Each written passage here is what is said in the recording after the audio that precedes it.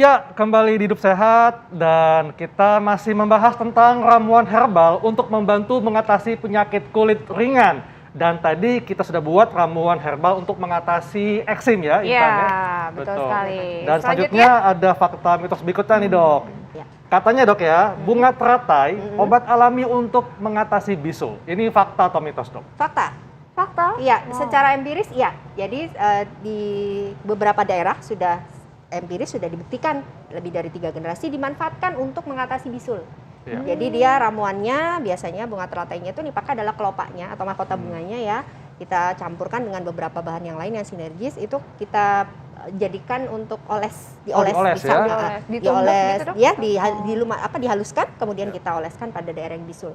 Dia bagus sekali, ada antibakterinya juga, antioksidannya juga. Jadi dia bermanfaat sekali untuk mengatasi bisul. Itu dioleskannya berapa kali sehari dok? Biasanya ya kalau bisul itu bisa sampai 3 kali ya. Biasanya 8 jam sekali atau 6 jam sekali kita ganti. Kalau misalnya dibalut atau pakai perban kita ganti dengan perbannya sekalian. Ya.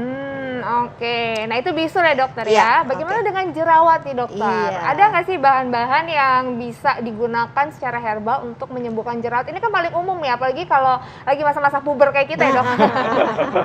Masih puber kita ya. Langsung aja kita olah ya dokter, bahannya ada apa aja? Iya.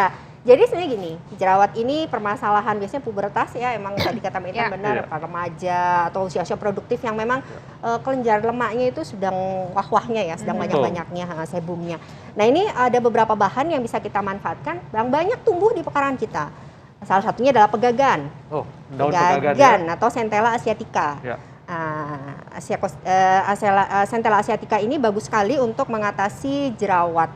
Jadi salah satunya dia empiris juga sudah dibuktikan dan juga ada beberapa bahan lain sebenarnya Mbak Intan, Dokter Iya. Haikal seperti daun mimba itu bisa dipakai. Betul. Daun mimba kombinasi dengan lemon atau teh hijau. Teh hijau, Teh hijau ya? juga bisa dikonsumsi diminum maupun digunakan sebagai masker juga Oke. bisa. Nah, ini Ya, untuk sedang yang kita olah ya, Dok? ya, untuk yang pegagan kita ambil sekitar 10 lembar daun pegagan ya.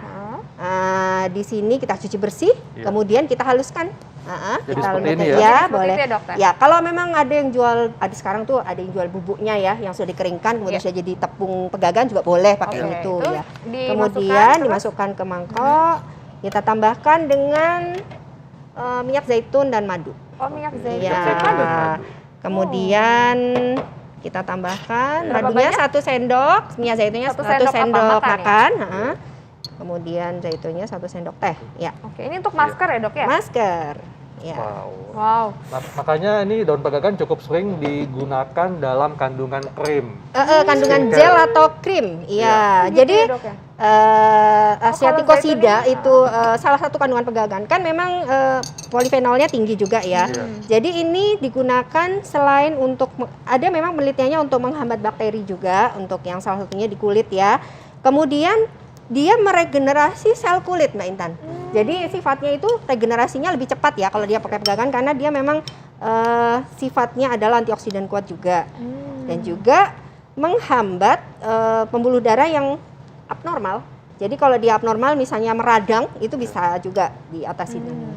Dan ini kita haluskan. Ya. Ini Kemudian langsung dipakai ya dokter? dipakai, Atau harus dipakai. dikulkasin dulu? enggak dipakai. Oh. Langsung jadi menjelang mau pakai atau menggunakan Baru kita baru diracik? buat. Iya. Jadi segar ya, daun pegagannya segar Iya. boleh. Ini digunakan sebagai masker dan didiamkan selama berapa lama? Dok? Masker wajah, jadi sebelumnya kita cuci dulu Ya. wajah kita dengan sabun yang memang cocok untuk jerawat.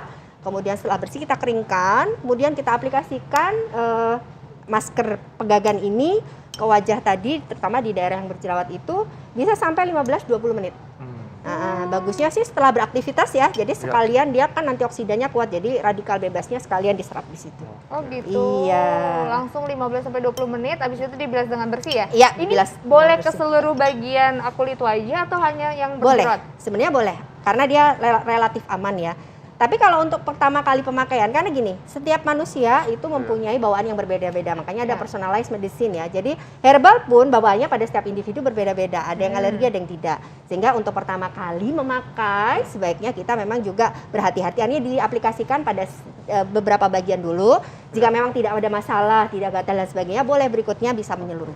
Oke. Dan Iya. ini bermanfaat untuk berbagai tipe jerawat dok ya? Tipe jerawat. Jadi sebenarnya kalau bagusnya sih kalau yang pakai herbal itu makainya tidak bisa satu kali pakai bereaksi ya. Jadi herbal itu pakainya harus rutin. Bagusnya untuk pencegahan. Kemudian kasus-kasus yang masih ringan sudah segera diatasi itu jauh lebih baik hasilnya daripada yang sudah berat. Nah, kalaupun memakai herbal biasanya bereaksinya itu setelah pemakaian misalnya seminggu baru terasa. Dan beberapa penelitian juga ada yang uji klinis untuk jerawat, dan ada yang bereaksi setelah 14 hari, ada yang 15 hari, macam-macam. Tapi ini makanya berapa kali setiap hari kah? Kalau sedang dalam maksudnya serangan ya, artinya mau terapi gitu boleh setiap hari karena relatif aman bahannya. Kemudian kalau misalnya untuk maintenance aja, misalnya pencegahan atau timbul jerawatnya kecil-kecil, nggak sempat, boleh diseling 1 hari, seminggu 3 kali boleh. Dan tentunya sebelum kita olah, kita mesti cuci bersih dok ya? Harus, kita cuci bersih dengan air mengalir dan kemudian kita lihat apakah di situ ada kapang jamurnya atau bakteri apa istilahnya, kotoran yang lain dibersihkan dulu. Ya. Oke, baik. Baik dok, terima kasih untuk penjelasannya.